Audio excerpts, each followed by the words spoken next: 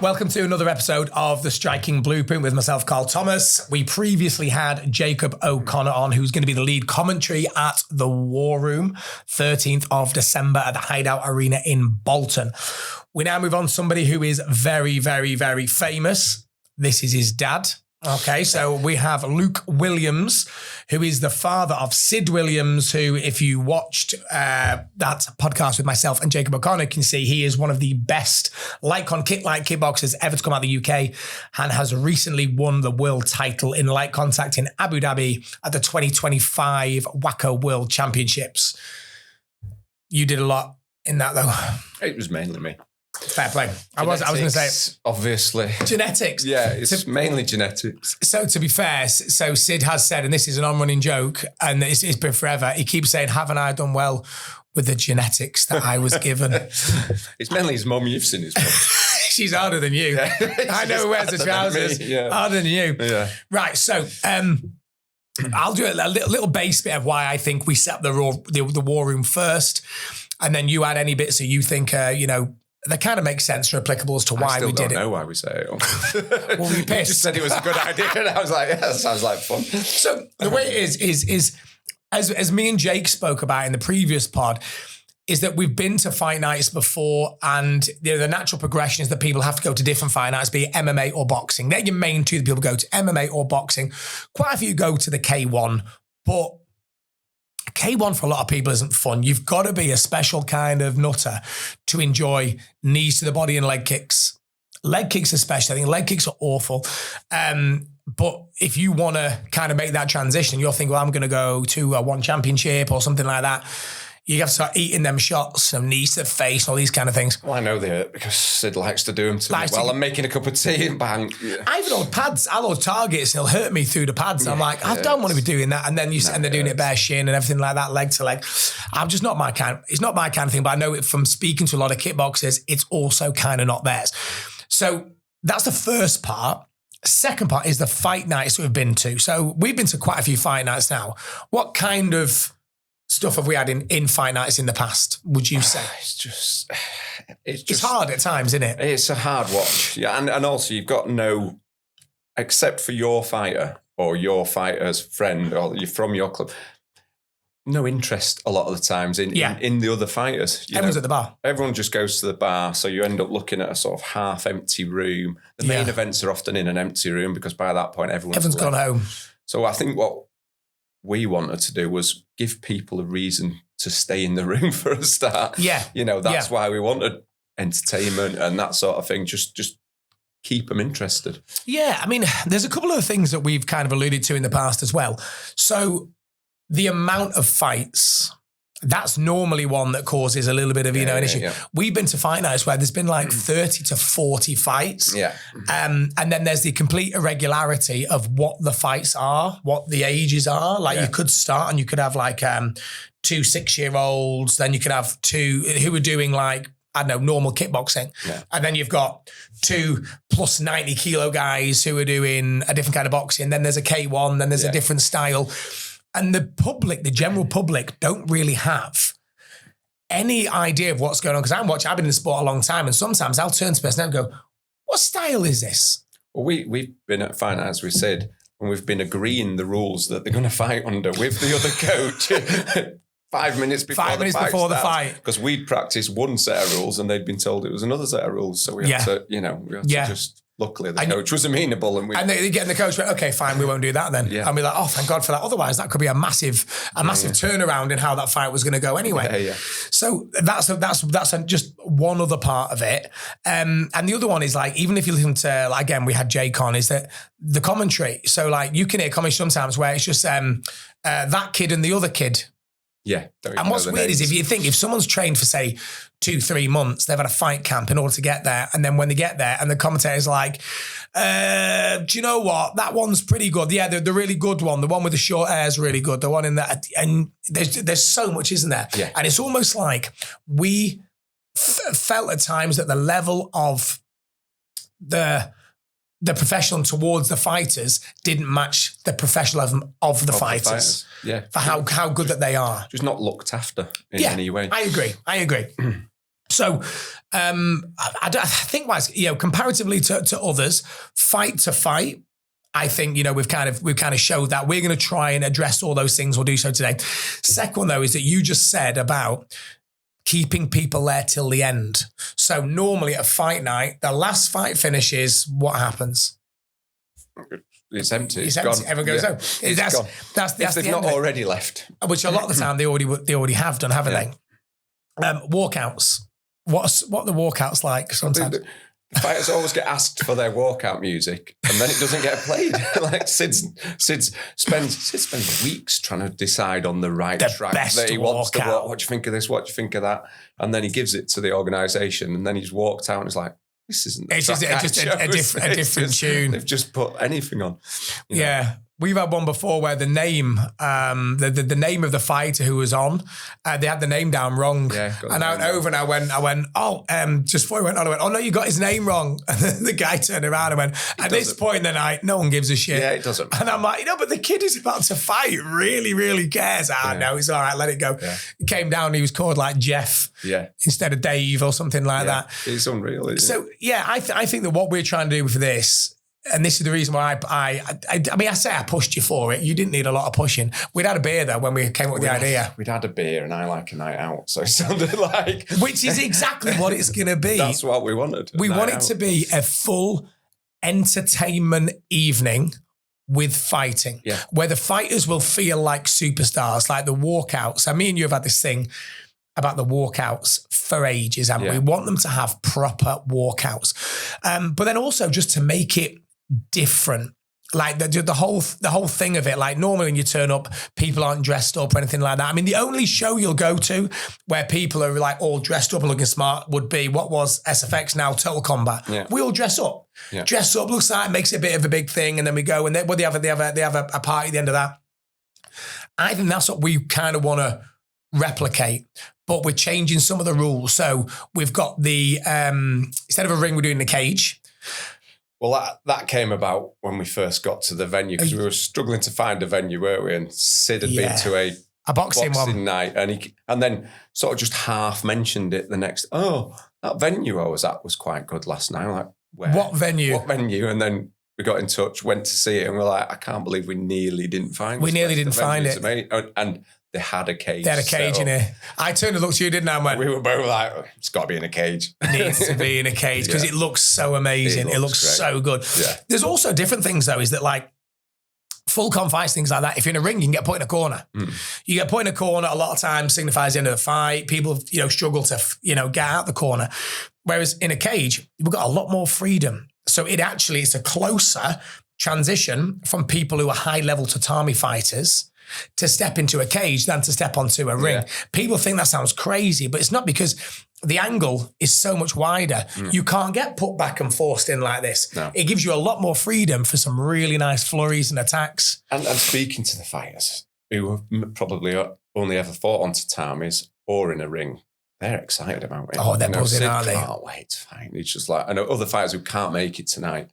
Harrison Martin, he's just like, get me on that next show. Well, he's made for it, isn't he? Get me in that cage. He's dying to fight. We've got, for the first show, we put it in a time that we thought was going to be amazing. We sat down, we're like, Christmas, everyone will love this. Yeah. The best time to run a full contact fight show. Yeah, it's not. It's 2 weeks before Christmas. Everyone will love it. And everyone's like, I got my Christmas party. Like, oh shit. I mean, we've got people who are coming down and have cancelled their Christmas parties in order to fight, which is amazing. Well, what we thought is everyone's in that party mood. It'll be the last fight of the year for fighters, so they can all relax after. They'll have nothing on. They can have a good, a few beers after if they want at the after party, which all them things still stand. Yeah. And it will be great, but just we forgot about other commitments. We forgot that they might have was parties. The most important thing in the world, and that they cancel everything for it. And some have. Some have, which is fair. Some have that, which is fair. Yeah. I think what's going to happen is, and I'm really confident about this, is that this first show is that I think there's a thing as well. One with the date that we picked, but the second one is when someone says they're going to do a show for the first time, I know that I probably won't support it. You've always said, no, don't do the first one. Don't do the first one. I do it on tournaments. Yeah. You can set up a World Cup and I'll go, don't do that, do the next one. Do the second Wait till I get the teeth and things out of the way. But also, it might be bobbins. Yeah. So like we've been offered some fight nights. I'm going, well, but if I then go onto Instagram and I go, oh, that last show looked good. Yeah. We'll be on it. We'll definitely be on it. We'll do that. It's like we did we did the first SFX, then we did the Total Combat, and after that I'm like, right, we'll do the next one. And then have they released the dates? They've released the location where it is, by the way. Next one. Oh, the next one's Total Combat. Liverpool. So we're not, so they have they're publicly released it, haven't they? Yeah. Okay, good. So it's in Liverpool anyway. We've got fighters on that. We've got fighters on that. We made sure that we have, because the first show was good. Yeah. So I think what's going to happen is people who didn't make this show on the 13th December are going to look going, shit, that looked good. Yeah, that looked really good. We should. Now, we've got ideas to grow it. But for those people who are watching the podcast right now going, we kind of knew something about it. We follow on Instagram. We're going to go over some of the things that we're doing a little bit different. So first one is we're going to go, let's attack the spectators to begin with, the people who aren't even there to watch the fighting. We've got an after party as well from 11:30 after party. So there's a VIP area that's going to be the back. So when all the fighting is finished, this is not even including any of the violence. We've actually got a full, it's like a big VIP area bar with everything from the punch machines to the pool tables to the sofas. And we've also got a live singer. Yeah. How good is she? She's brilliant. She's great. Wicked. She was at a party, wasn't she, that we went to? Yeah. And I didn't even know there was a singer. She was that good. Yeah, I was dancing away. I go, I love this tune. And then I looked around and I'm like, she's singing this live. Yeah. Yeah. And it's all like 90s dance classics and stuff like that, which is so good. I know, it's so good. Yeah. Was it? Yeah. I know it was. I was so young. It was. Oh, yeah. Piano is me. So that's our end of night kind of thing with it. And that's going to be the finisher. Now that, I don't know a fight night that's actually ever had it. No. I'm trying to think of every fight I've ever been to. Yeah, we can all go to a bar afterwards. Yeah. There's never been a specific one there. Now, people get access to that as well, tickets-wise. So, like, the venue itself, how would you describe just the venue before we even say how we're laying it out? Well, the lads who've done it, it's purpose-built for... It is. A mini arena. Yeah.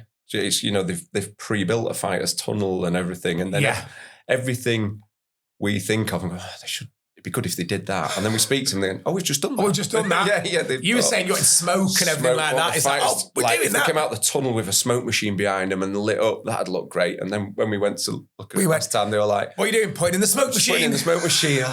Brilliant. Wicked. Yeah. It's going to be class. Even the walkout area. So for the fighters to know how you're going to be walking out, is that like, we've got the two, like the red and the blue, because you can never really explain it like this on Instagram when you're trying to tell everybody, can you? Yeah. You got the red change room and the blue change room here, and then a shared tunnel that goes forwards, which then goes up to a raised platform, which goes over the top there of the standing to the VIPs, down the other side for your medical prep, and then into the cage. Yeah. And that's the point where we'll have our CO2 cannons and our extra bits and the music crazy and everything like that.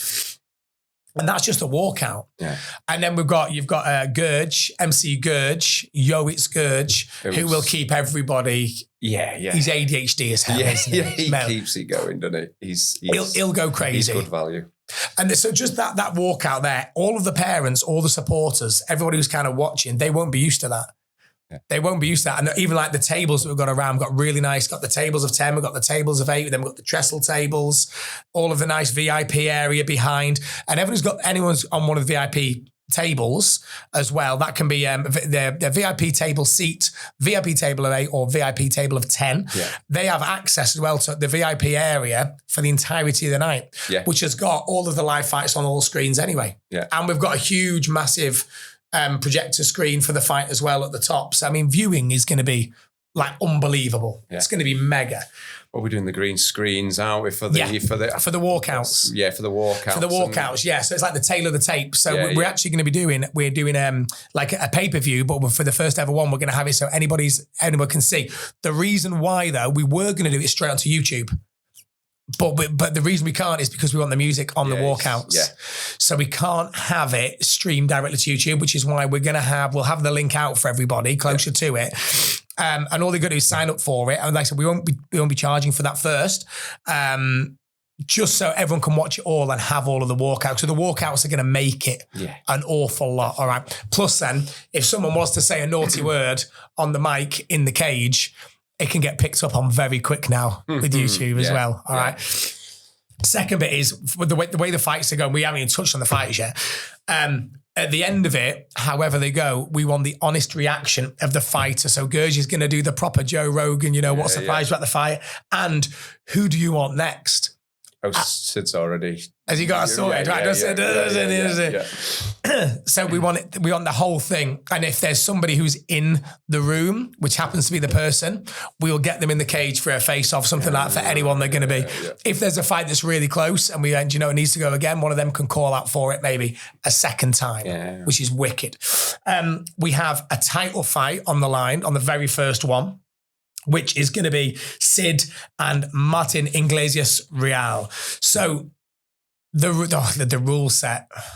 Let's go over the two normal rule sets to begin with then. First one, normal full contact. Yeah. Base full. 10-ounce gloves, feet pads. Shins. One of them. Gum shield. One of them. Yeah. Dead easy. Under 18s have to wear head guards. Yeah. 18 overs, don't. Really nice, really simple. Then we have our rules of war. Now, everyone said, well, I don't really know what the rules are. Doesn't matter, it sounds insane. Cool. Identical rules, identical. The only difference is you are in the MMA gloves, you are in no foot pads and no shin pads. Yeah. But the main fear that people have when it's no feet, no shins is the amazing shorts. Don't forget. Oh, I'm going to get onto the shorts and all of the gear that they're all getting as well. Leg kicks, because the thing that scares everyone is a leg kick's a leg kick and they're checking them, no feet, no shins. And when you see that awful stuff happening, we don't have any of that. It's all above the waist. There's no leg kicks. You can't, there's no MMA, there's no jiu-jitsu, there's no takedowns. It's just stand up, normal full with a different equipment. The normal people, so like the guys who do normal full contact, they are giving, because we're actually giving out, the people don't know, fighters packs as well. So we're getting one of these War Room t-shirts, which are called good which I haven't even got. Which you haven't got yet. They're coming. They're on the way. They're in the post. Because normally, what do we get when we go to a fight night? What would you standard fight night? What would the fighter get? A fight. That's it. Sometimes a fight. Yeah. Not paid. Maybe a couple of quid in ticket commissions. We can talk about the ticket commissions. Oh, that's the main part that I'm going to come on to soon. They get the cost of having to pay for a hotel, or normally the parent does. Yeah. That is pretty much what they get. They don't get anything else. Yeah. Yeah. God, it's Friday night, it really. Yeah. And I'm just mad. And they're taking all the risk, doing all the training. And we've supported all of them. Yeah. That's mental, isn't it? Well, our fighters packs want to do a bit different. So what we've got is, we're lucky because we've got some good sponsors as well. So these ones are the War Room tees. These are the ones that every fighter's going to get. So we've got a fully custom one of these. That's what every fighter gets. And then we've also got some amazing sponsors. So Top 10 have come on, and Top 10 are going to be sponsoring the Rules of War gloves, which are the MMA gloves, which all the fighters are going to get. So the fighters doing the Rules of War are going to get them to keep. We've also got, for the people doing Rules of War, Fightwear store, Dan Huxtable, he's made some of the coolest shorts ever. The red and blue ones, again, custom to that fighter. The red and the blue for the corner that they're going to be representing. Again, they keep them forever. And then he's also brought out the hoodies. So I've actually got, and he's called them the Legacy hoodies because they've got the date on of the very first War Room show. Nice. So they're all custom, and every fighter, whether you're doing the normal full contact or the Rules of War, get that. So this is just what the fighter's got so far. The best walkouts they'll ever have in a arena that's pretty much purpose built for what it is. An after party that'll run from probably half 11 through till 2 a.m. because we've got the late license for it. Paid for that as well. All that paid for that as well. There's also you've been paid for. A live singer in the after party. Paid for that. Yeah, paid for that as well. Really good MC. Yeah. All these things, all come into it. Yeah. 3 really good judges. Sorry. Just noticed we forgot to mention somebody. Commentary. I just said amazing commentary. Did he? I said MC. Oh, you did say MC, you didn't say commentary. I also want a hoodie. and amazing commentary from obviously Joe and Jake as well. Definitely. Have you ordered him a hoodie? No. Do you know, you want one of these t-shirts? I get one of these tees. These are really good. He wants the gloves that he'll never wear. The gloves and the shorts and everything. Oh, God. Oh, okay, we move on. And then to the ticket commissions. Yeah. But so bear in mind, this is only for the first show. Yeah. it's a lot lower for the next one. Yeah. First show, 50% ticket commissions for all of the fighters if they sell 10 tickets. And then they get all of that, including them 10. Yeah. So when they don't not get the 10, but you've got to sell a minimum. If you sell minimum of 10, then you get that 10 plus 50% of all the others. So at the moment, I've looked, I think there's 3-4 fighters who've sold about $2,000 worth of tickets, which means we have a 17-year-old. Where at the moment we've got a 17-year-old who is going to make £1,000 which will be paid to his parents. Which will be paid to his parents for his expenses. For 3 rounds of 2 minutes, which also includes getting a free t-shirt and a free hoodie and the best walkout and an after party and an amazing night. And then all of the reels that we will do because we've got a videographer and a live stream that we get all the footage for, that we can then collaborate with him and grow his social media presence over the next 12 months. It's not bad. It's actually a no-brainer. Yeah. In fact, anyone who's picked a Christmas party over it, what are you doing? Yeah. Dropped the ball. Yeah. Drop the ball. Fights. He sounds really good when you said it. No, as I was saying it, I was bigging myself up then. Right, okay. Why aren't you fighting on this? Could have had a hoodie then. Hoodie and gloves and everything. I'm not fighting Sid. I wouldn't fight Sid. Right, so fights wise. Yeah. I'm gonna very natural on this. Okay, the way some of these fights are gonna go down. So the first we're still sorting out the running order. Yeah. Because we might be making something really good potentially and sorting out a title fight for someone else, but we're not going to do that on here. No. But it could be amazing. So the only one that we know is the very first fight, which is the 2 Jakes, Jake Martin versus Jake Oxley. We know that will be the first fight because that's the youngest fight. Now, Jake Martin, because he's one of mine, he fought in Bangor in Wales, didn't he? Yeah. On the Celtic Pride? Yeah. Celtic Pride. Yeah. And that was a few weeks ago. Now, he's coming in. He's going to be slightly lighter than Jake Oxley. Now, Jake Oxley, I believe, is WKA area champion and British champion. Very good. But he looks like a bit of a tank. Like he looks massive. Yeah. I don't think Jake Martin will be that arse about it because he's not really scared about anything. Stylistically, it's all about movement. Jake Martin, his movement's brilliant. Because that Jake Oxley looks massive and he looks strong. And a few people who've spoken to us afterwards go, he's a really, really strong kid and he'll march forward and everything like that. But whereas Jake Martin he doesn't really give a shit that much, does he? He'll sometimes stand and bang if he needs to. But for a first show, for a first fight to come out.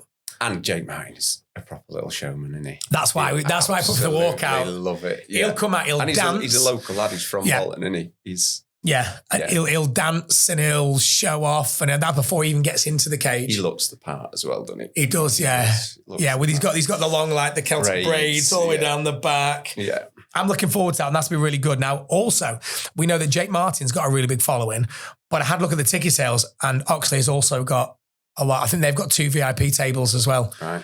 So that's going to be real. There'll be some good support. And also for the first fight of the night, everyone's going to be buzzing on that. And that's before they realise the cool stuff that we've done beforehand. Yeah. Do you know, like the stuff that we're not talking about? Yeah. When all the other expensive stuff that's cost a lot. the other stuff we spent all the money on. Oh, God. Yeah. Yeah, you see why that's why the commissions are changing for the next event. But for the first event, you're very lucky. I think is the word. Yeah, it is. It's impossible. Completely impossible. It's the worst business. It's the worst business ever if we carried on doing this. Yeah, we couldn't carry on, could it? Couldn't carry on. No. Right, okay. So another fight I want to go on first because there's one that I want to talk about in a minute. But Joe Woods, Danny Stewart. That's going to be good, isn't it? That's going to be good. Because they both think that... They're both confident. They're both so confident. They're both like, nah, I'll be on this. I've seen that Danny's like varied his training as well. Yeah. So he's training with like full contacts, like K1 guys and everything like that. So his training partners now are different. Whereas Joe Woods, he's been going like Rory and Sid, for example, as training partners. He's had for a good old while and Dom Rowe. So don't really know on that one. That's in terms of high level though, that is really high level. Yeah. Like we had a little look before. So let me find Danny's. I'm holding Joe Woods. It's that one there. Danny Stewart, yeah. So when you look at the amount of like wins and things like that he's got, so this is Danny Stewart at the moment. 2 Italian World Cup, Dutch Open, 2 of them, 3 Golden Gloves, 3 Celtic Cups, 2 Bristol Opens, Waco Junior Europeans. It's really, really high. Yeah. Whereas Joe went for that originally. He was doing a load of the light contact, a load of the kick light, and then he made the transition over to full contact. And he got his big, so he's ranked world number 1, isn't he, in full at the moment in his weight. Yeah. And he got his major win in Hungary at the Hungarian World Cup in full contact.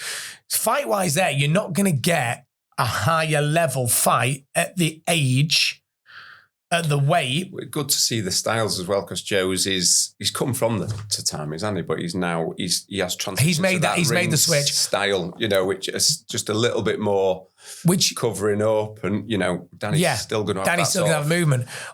What's really interesting though here is that full contact guys, they're not going to be able to put them in the corner because, like we said about the cage, so almost keeps you in the middle ground. It's that halfway, is that middle between tatami and ring, which is going to be really, really interesting. That's one that I know we're excited to watch. That's going to be a good scrap. I think that the Ben Moselle fight against Conor Burdock will just be, well, we know how Ben fights. Ben will just windmill, won't he? He's game. He's game. He's game. He's game. That could. I don't know how that could go either way. That'll be a proper scrap. That'll be good. Keo and Dom, that'll be a good fight. Again, I've seen both of them fight. I've watched Keo Smith fight at the Budo Combat League against TJ Bacon, and he landed a big, big horrible leg kick to finish that one all off. Whereas Dom Road is game as anything. Clayton, all very good. I mean, they're all good fights, aren't they? That's one I'm interested in. Jad's fight. I think that's going to be. It's a hard fight, that, isn't it? It's a tough fight for Jad, but Jad's a tough lad. Do you know what I mean? Bogdanovs. I say it wrong every time. I'm sorry. Yeah, Bogdanovs and Jad Clayton, because Jad's had no full experience, but he's just so hard. His style's just great. I love watching Jad fight. He's one of my favourite fighters. And if he throws with such power, doesn't he? Yeah. Such power. Yeah. We had a good mix-up as well. So Podolansky and Collins, and Evan Collins is coming from Ireland. That's one where Ethan has stepped up because Collins' fight dropped out. Yeah. And he's actually come from, so Podolansky is coming from his former kickboxer, now an MMA fighter. Yeah. And so his striking coach had a little look at Collins and said, we're all right. We'll take that fight. And Collins is like well respected, like really, really, fair really. Play to Ethan. Do you know what I mean? Yeah, stepping in and going. He's just, pretty short notice. Yeah, he probably feels comfortable the fact that he's in a cage. Yeah. Because whereas most people, if you've never been in a cage, they're probably going to go, this feels a bit, a bit different. Whereas he's probably quite comfortable in there. We've got, this one's going to be a good one because when you talk about 2 different styles, okay, so we've got Golding and Payton. So Alex Golding, so he's got like a freakish front leg. Yeah. And Harry, so all of Harry's stuff comes circular around the side. He's just got this insane front leg. No one knows how that one is going to go in the slightest. Whoever can deal with the strength of the opponent. And Harry, again, he's not got much sort of full contact experience, has he? But again, he's only just kind of come into kickboxing. Yeah, he's a brave lad. Do you know what I mean? And he's good. He's good, Harry. That'll be a good fight. The standard of all of them is good. I mean, Sid versus Martin, the main event. It's going to be sick, that, innit? That's 5-2s. Well, Martin's, I think, is he ITF European and World Champion? Yes, but he also has experience in this rule set. So he does something called Taekwondo combat that I found. In a cage. In MMA gloves with no feet pads and no shin pads. And even the picture of him that we used to promote it is him with the Spanish flag over him with blood all coming down his face with his shades on. Cool shades on, yeah. That's going to be an absolute battle. That one. That's kind of one where, parts of that fight will go viral. Yeah. And then the one, okay, you got Matthew Neptune, sorry about Will Tuckerman, because he's under BKO George Peplow, so he's got a couple of fighters on there because Danny Stewart's his as well. Yeah. And then Tuckerman coached by, obviously, Evelyn, world famous Evelyn. So they're just both wacko tatami fighters. Tatami fighters who are coming in to fight each other before. No, I think they've only just fallen into each other's weight. Right. Just fallen into each other's weight, yeah. So it's really close. And then the fight it's mad, isn't it? All these really good fighters. There's one fight that me and you actually want to watch the most. Yeah. Would you like to? And I don't know anything about either of the fighters. I know they've been around and stuff, and they've been at comps where, but just different ages, different weight classes. I've never seen either of them fight. Yeah, there's definitely something about it. Yeah, just reading their the responses to the commentary questions. They're both looking forward to fighting each other. Before we get onto them, because we've got to have a little, because we'll have a little ganders. You find them dead quick, and I'm going to do these. Find where they are because I want to see these. So Arshan Nash, Charlie Diggin is the fight that we're talking about.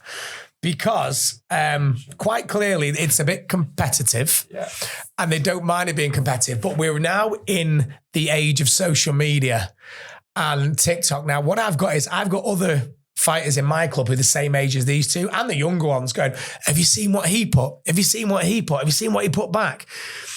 And they're proper having a little... They don't like each other. They really don't like each other. Yeah. And also, one of my former students... I'm going to tell him off a little bit now. Apparently, he's the big stirrer. And he's hilarious. Preston. Apparently, Preston's a well funny. So even in one of them, do you know when we did our to win VIP tickets to the show, you can tag people. Preston tagged Charlie in it. So you can win a ticket from for this show to watch. It's going to be really good. And the stuff that they're putting reels on each other, and they are showing one because I think what it was, I think he beat Charlie in the WKU Nationals and then avenged in the WACO Nationals. So I think they're one each. But both of them feel as if that was wrong. Yeah. Both of them do. Did you spoke to Charlie's dad, did you, about the fight? And he was yes. We'll take it. And then I said, and then Arshan's like, up for that. We're up for that. I'm like, right, cool. So I'm intrigued. Go on. So let's see. I'll look at this. I'll look at Charles. Right, so I've got Charlie's. These are the fighter commentary questionnaires that we sent out. So this was us gathering the information for our amazing commentary team. Where is thoughts on opponent is the one, number 28. Tell you what, it's funny, isn't it? I think it's, you know what, right? Arshan's is he gives both sides. Charlie's less so. I guess quite cool. I think he's a brilliant martial artist. He's got really good commitment. And he's he's just saying some lovely things. Yeah. He claims that he's a really humble person when he's on camera, but he's not. I like that one. He's not. It's all a lie. It's all a lie. Yeah. Whereas Charlie's slightly less elegantly put. Arrogant clown who needs humbling. Can't wait for that scrap. That's going to be the best one. And do you know now what? We're just stirring it, aren't we? Yeah. Here we go. To Charlie and Ash on this one. We had a little chat on the way down here, and we are when we look at doing the running order, this won't be an early on one. The responses for the questionnaire have just pushed them both. The response to the questionnaire has gone up. The running order. Yeah. And also the amount you guys are actually training. Yeah, that's surprised me. Every single one of these fighters, I think 6 times a week is the minimum. Minimum amount. Even these things Arshan now, so he's doing cardio, he's doing S&C, he's moved up, he's sparring heavier opponents, and that's to make sure that the power of Charlie doesn't carry through to him. Oh, no, I'm well looking forward to it. Charlie's got some good sparring parts. Will Taylor, Finn Heason, Shimon, I imagine Hower, Saf Malik. Yeah, I imagine that in the corner, I'm guessing, because I think Trev's a coach as well. I think Charlie's dad's good, but I think it's probably going to be Will and Finn. Which, if you know anything about kickboxing, that's a good corner to have. But as I've said, they're one win each. So I don't know how it's going to go yet. And the other thing is, when there's a little bit of a dislike towards the other person, sometimes it can cloud judgment. You might not maybe set up your shots the right way, step forward, walk into shots. So there's going to be an awful lot out there. So Jake, you're going to have a field day at that one. Because all of these, by the way, are going to go to our commentary team who will be able to look through them, all the information, and get ready for it. Mega. So any other bits on the War Room that we need to get out for people to understand that it's not a normal show I think that people are doing? Really. I think we've covered it. We want a few little surprises, don't we? We don't want to reveal everything. I'm looking forward to, with us not saying anything, just everybody getting there and us just starting the show. Yeah. Because we've got the show starter. Got the show starter, yeah. Again, this was another drunken night. This is a drunken thing. You came up with we had a Halloween at my house, like a Halloween party, which basically we dressed up and drank, and we had Alexa on, very loud, and we just started coming up with some ideas, didn't we? Yeah. And midway through, we went, let's do this. It was. Well, it was one of the lads who's fighting's dad, wasn't it? Yeah, it was. Yeah. It was. But he suggested we had another idea, which we're like, we'll go with this. That's really good. But then he got that one. Yeah. He nailed it. Yeah. I'm glad that we're going to have to wrap this one up, because my level of keeping secrets is really poor. Like, the best thing that you say all the time is if you want to get something out, just tell it to Carl, and then... Yeah, I'm not much better, to be fair. My friends call me Loose Lips Luke. So Loose Lips Luke. My God. I'm not we don't do secrets. If Jake was on this with us right now and you just said Loose Lips Luke, he would not have let you off. He's dying at the side.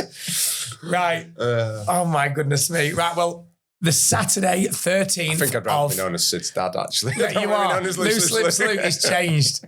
Saturday 13th of December, the Hideout Arena, Farnworth, Bolton. Week on Saturday. Tickets available now, which are at thewarroompromotions.com. Buy tickets. I think you've only got, I don't know how long it'll be till this comes out. I think we want to, by what date is it that we want to have to cut off the commissions? 6th of December, 12 o'clock. Yeah, 6th of December, 12 o'clock, because we're doing the layout. I was thinking about this, but I'm not mentioning it. What we'll do on the ticket sales, because we have, when we set up the fighters, was one in there, which is a charity. Yes. So why we set that up was for people in our club, specifically, we're saying, I don't know which fighter to pick, because we've got a few from our club. So we set up this charity option. So you can just pick the charity. So every ticket that's bought against the charity, a percentage of that is going to go. Yeah. So what I was thinking we'd do when we close off the fighter commissions, the only option there will be the charity then. Love that. Yeah. Right, that's perfect. That is absolutely brilliant. Yeah, and the charity, by the way, is as everybody will know who's been a part of Energize or anything like that. Ollie's Army Battling Against Battens is the charity, and I think Mike's even in attendance, isn't he? Mike's coming. Danny, Sid's friends with Danny, one of the brother. Wicked. He'll be there as well. Right, we'll make it a really good show. Yeah, so 6. So anybody wants to get the commissions for somebody who's fighting on the show, you've got tickets up until the 6th. After that, all of the percentage will go to Ollie's Army Battling Against Battens. And that's perfect. Yeah. Perfect. Right, okay. So that's for me, Carl Thomas, and Loose Lips Luke. We're off. Cheers, dude. Thank you.